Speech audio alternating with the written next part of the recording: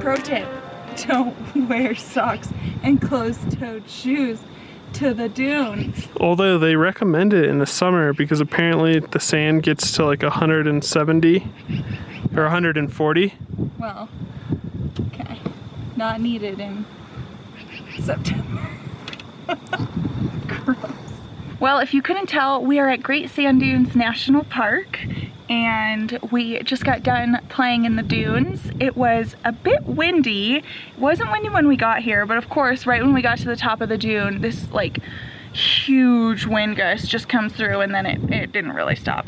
So we got pelted with sand, but it was still fun. The dunes are, I don't know how to describe it, and I know it's not going to show through the footage, but they're so big and they're so massive and they're like just really beautiful to look at, and I never would have thought that about sand. They're just really out of place too. Like, yeah. When you're driving up, I mean, Bray can show you right here, like it's like mountains and this like yellow bush and then out of nowhere these massive sand dunes. So yes. I think that's what's so neat. I really like the look of them from afar. That reminds me, looking at them from afar, you can actually see them from where we're camping, and that place is called San Luis Wildlife Area, and it used to be a state park and they've rebranded it a wildlife area. So it has a campground with electrical hookups, but there's no nightly fee. Yes, but you do need your either like a hunting license, a fishing license, or what's the third option called? It's like an access pass, a Colorado access pass or something. They call it SWA. Which is what we got, and there's actually a gas station once you turn down the main highway, which is not a main highway, but once you turn off the main highway to go to where we're camping, there's actually a gas station only a mile further down where you can go pick one up. So it's $40, but that's amazing because for the year because we are staying here for the week, so it's a week for $40 with electric 50 amp too. Yeah, 50 amp. They do have a dump station on site and trash too. It's pretty cool actually, and it's called Mosca Pit Stop is the gas station that you can buy the pass at. And do they have water? So they have water spigots. I don't know if it's running water. We haven't tested it. We came with full tank. Yes, we filled up before we got here. But anyway, it's a great free option, $40 option. There's also hot springs around here that we are going to be trying to hunt down. Well, we don't need to hunt them down. We drove by them on our way to the campground. So we're definitely going to go to those as well. And quick observation about Colorado, because this is one of the states that everyone tells you to go to, and we knew, like even in California, we always wanted to fly to Denver or like do something in Colorado, and we never did. So Colorado has been on our list the entire time and we've just never gotten around to it. And now that we're here, it's so funny because you picture how it's gonna be, or what, like I guess we kind of did that for every state. Like you just have an image in your head of what you think it's gonna look like, and Colorado is not that for us. It's not bad at all. It's just, it was one of the most surprising states because you always hear about the Rockies and you're always thinking it's gonna be like just mountains everywhere, and because you hear about all the 14ers in Colorado, and we got here and it's so flat. And then of course you have your huge mountain ranges, but then in between those it's so flat. Yeah. And I just wasn't expecting that. Yeah, it's different. We're used to like in California where it's like really hilly and then you still have your mountains, but in between the mountains it's all hilly, and so I don't know. We were expecting something similar, but it's very, very flat, and then you have these massive mountains. Yes. So. Yes. So anywho, that's just our quick observation now that we've been in Colorado for a bit. But I do want to show you the campground because it is pretty cool, pretty unique.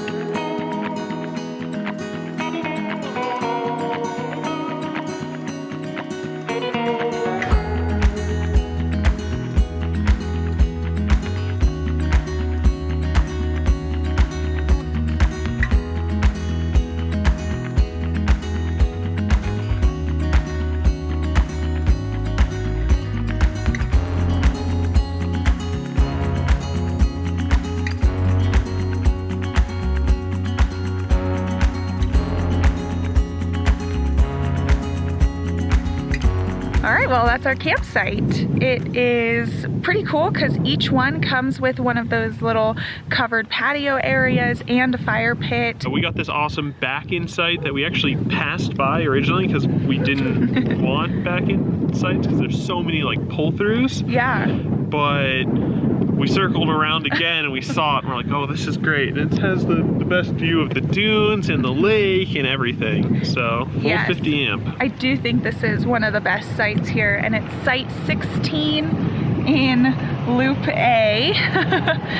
Our neighbors just got home. Everyone here is really friendly, just like any other campsite as well, and it's been starting to really fill up now that it is Friday, but it's still not full.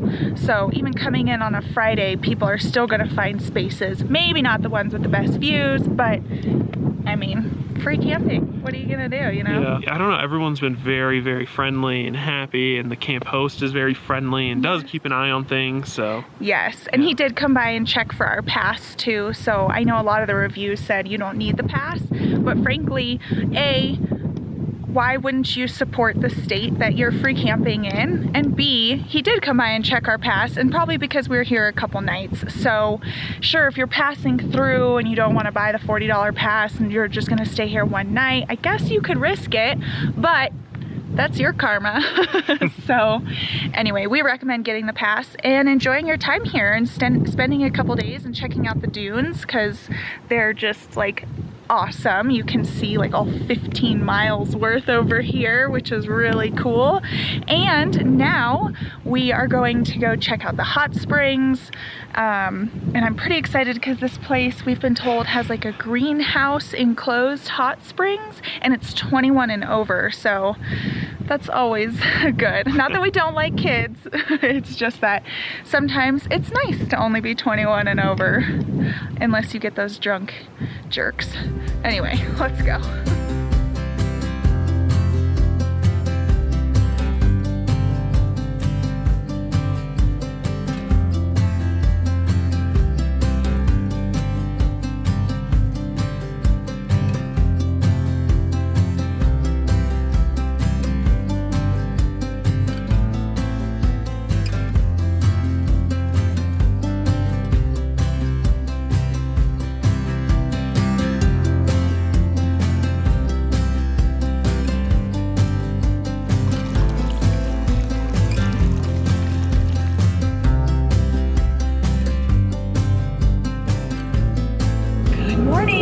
So the hot springs were amazing. We spent hours there and then had lunch. It has a bar back there, and like the food is actually really nice. Like, not pool food, like it's a little bougie. So we had a great time, and they have a couple different like pools and then one long pool in the middle. So anyway, we are now leaving our San Luis free camping spot, and on our way out we were reminded that we wanted to give you a tip if you are coming here, that the entrance has a height restriction of 13.2. However, the exit from the other side doesn't have anything going over it at all, so just drive in the exit. Yeah, that's what we did. We weren't expecting it. It's just like one of the old state park ranger shacks that has like, I don't even know why it has a covering. I don't either. But luckily it still is labeled 13.2, so we saw that and followed other tracks that cut across the dirt to the exit. So could you imagine if it wasn't labeled? I know.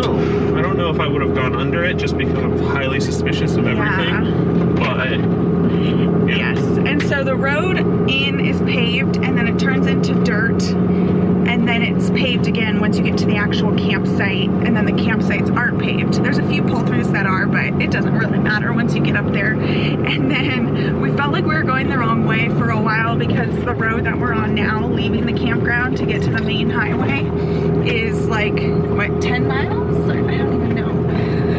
I I think around 10 miles, but when you're driving down just a perfectly straight road, it feels like forever. So anyway, those are just our little tips if you are gonna stay here. Again, highly recommend it, and highly recommend going to the hot springs as well. So obviously you can tell getting a little shaky, not the best maintained road, but we are now heading to Mesa Verde. Yeah.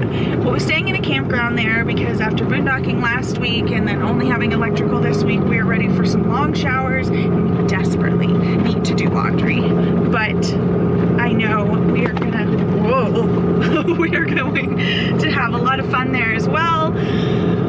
So I'm gonna turn off this so I don't have to keep talking on this bumpy road. I've been feeling so small. Watch the clock ticking off the wall. But tonight I'm letting it go.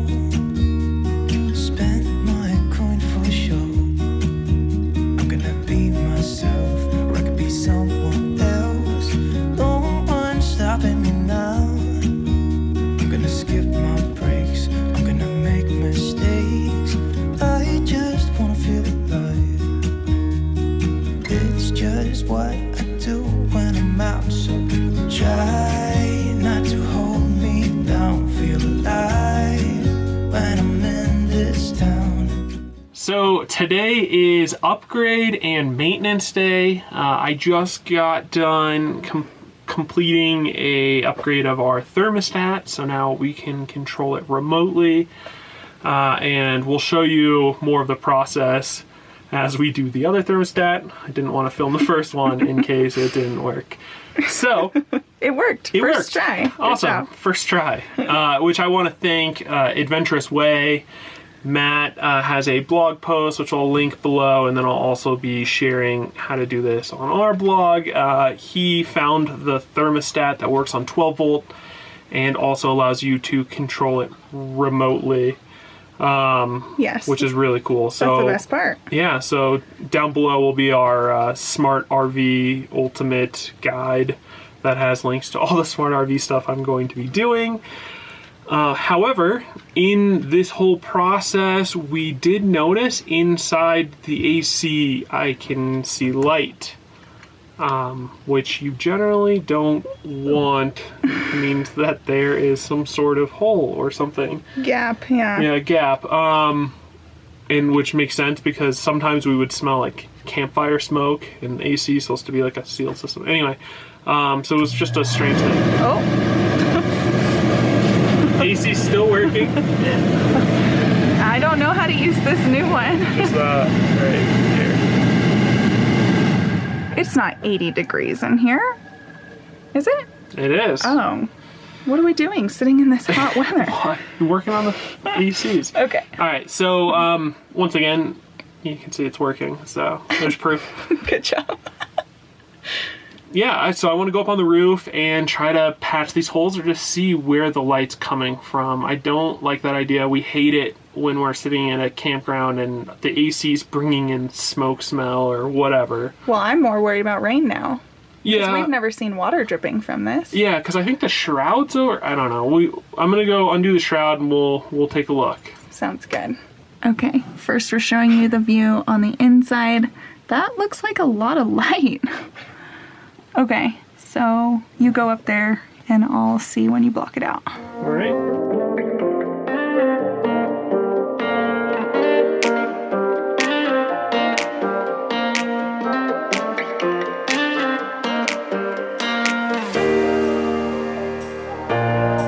All right, is there light? No. There's no light. Right. Okay, cool. All right, so yeah, it's just like where the metal comes together. So I'm gonna do it on the other side too. Okay. Just cause, yeah, cool. Okay, so yesterday was chores and getting stuff done around the RV and catching up on work. And today is a play day. Yeah, adventure. Adventure day. So we're in Mesa Verde National Park and we signed up to take a ranger guided tour of Cliff Palace. So that starts in a few minutes here, but I'm really excited about it. And this drive-in was gorgeous. Yeah, so our tour is about to start, so we're gonna head over there and let's all check it out together. Yes. Oh, and quick tip, if you want to see these cliff dwellings that they have up here, you have to take a ranger guided tour. So that is why we are taking one, because we wanted to get up close and personal with this national park. So let's go.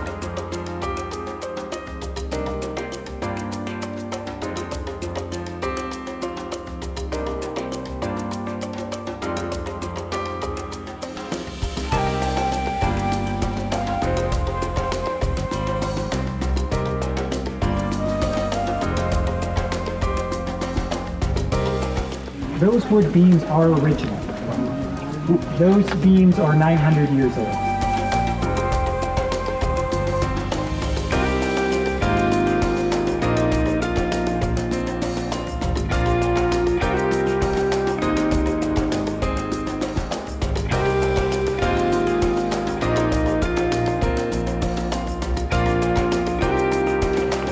So we just finished our tour, and so we drove a little further down the road to Soda Canyon Overlook, yep. Right? So round trip, it's a 1.2 mile hike, so not a big deal, but we get to look across the canyon at Balcony House. Balcony House, which I'm excited about. I am now obsessed with these houses built into these caves because they just look so cool.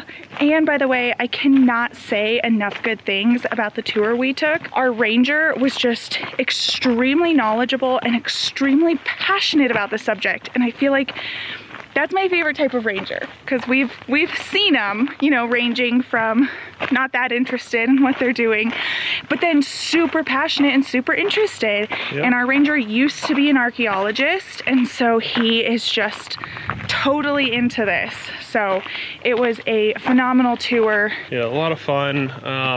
Really, I don't know, I wasn't expecting this. I didn't expect to enjoy it as much. I've always seen the pictures, but it's just so different when you're standing in the cliff dwelling, right? Yes. So you need to make it out here yourself. You have to.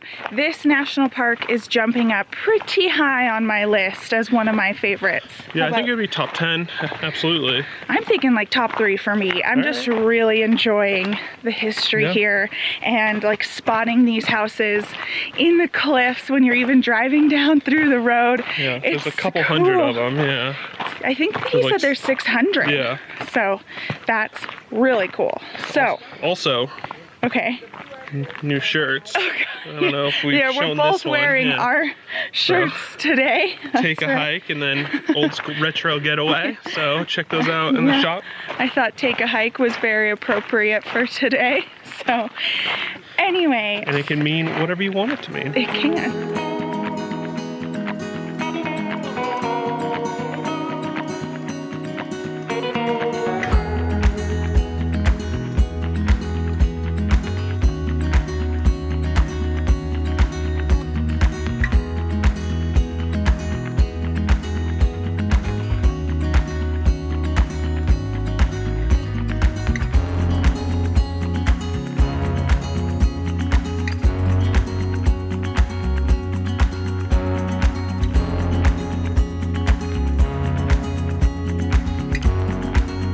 We made it to the petroglyphs.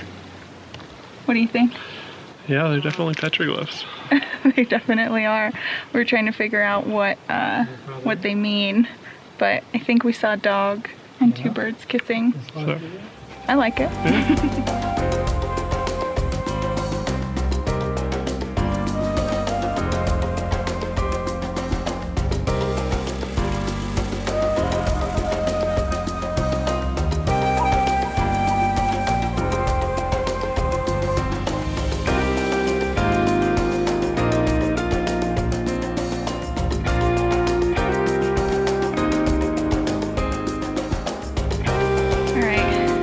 Left the petroglyphs, and you know, that's a word I don't say often, so every time I've said it today I feel like I'm saying it wrong.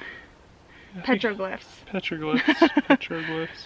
Anyway, we just left that area and it's a loop trail, so we continued on, and it is a steep, like, rock climbing way to get out of that area and continue on the trail. So we highly recommend this trail. However, make sure you bring water. Don't be scared of heights, because we're on the edge.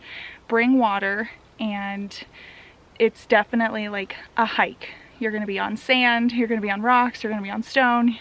You know, there's tree roots everywhere. I've already almost eaten it 3 times, so just be aware of that. Yeah, it's so worth it though. It's so beautiful up here. So worth it. I can't. Oh my goodness. Yeah, we're just here too. It's like, I don't know, the light is just gorgeous, the way it's making all the shadows and the canyons, and it's just, it'll never translate to footage. No, it won't. So this is something you definitely have to come and do.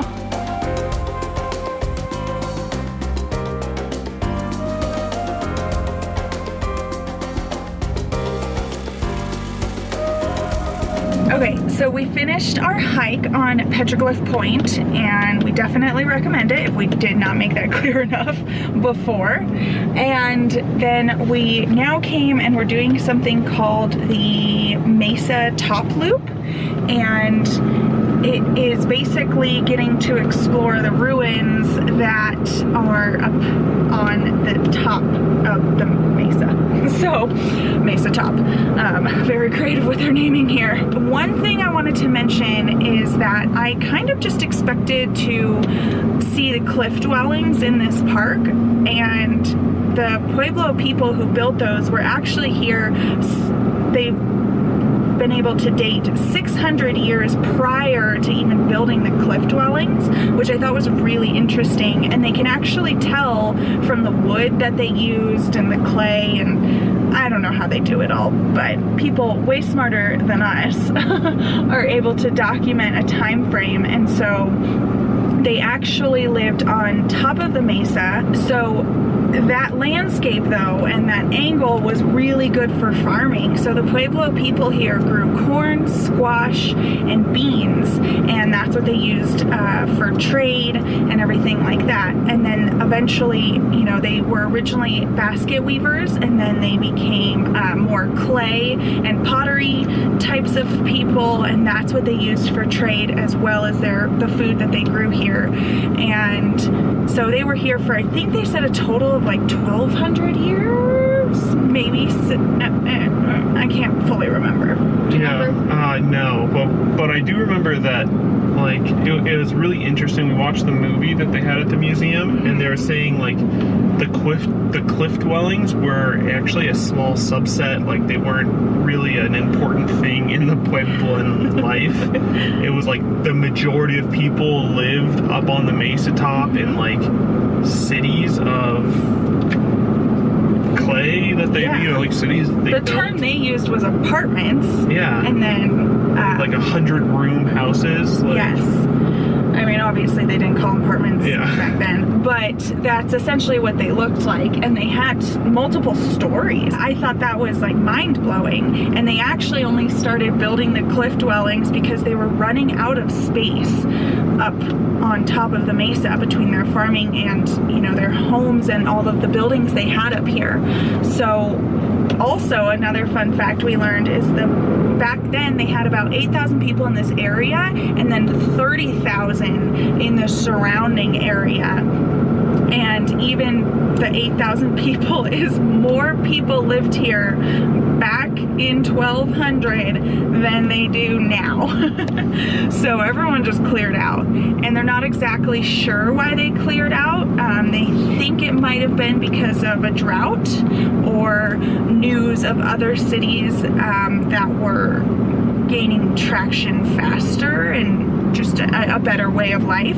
So they think that's why people started migrating down south. So it's all very interesting. Today was just so much knowledge, so much just like fun facts, and it just gets your mind like really thinking of what life was like back then, and you know, it's really interesting to learn the history of this land before it was America. So it's very cool. I really enjoyed today, and I'd have to say this is definitely like maybe top 3, maybe top 2 of my favorite national parks now. Did you have a good day?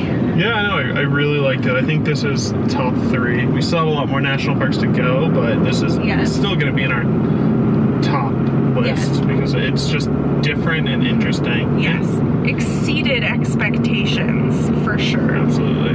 So highly recommend one of the tours. We really liked Cliff Palace, and the tours are only $5 each. You can buy them up to 2 days in advance at the visitor center. At the visitor center only, you can't buy them online, so that's why they let you buy them up to 2 days in advance. If you are kind of passing through and you only have 1 day, then we highly recommend getting here early so you can ensure you get a ticket for the same day.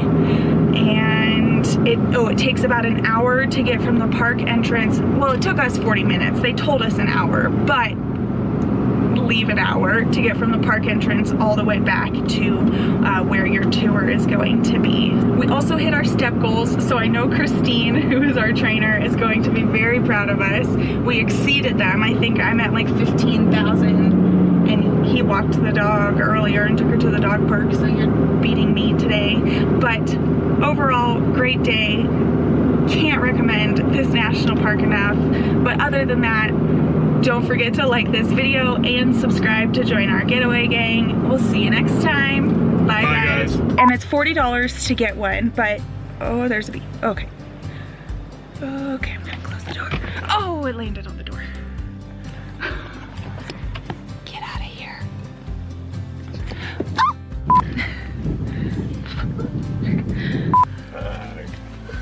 What? That's you in the morning. Once the thing rises. Shut up. So today's maintenance day here. And stop fidgeting because I'm hiding the dirty bed with your body in the mirror. All right, so yesterday, actually let me clean the lens. God. What is that thing? Oh, is it just? Ancient carpet.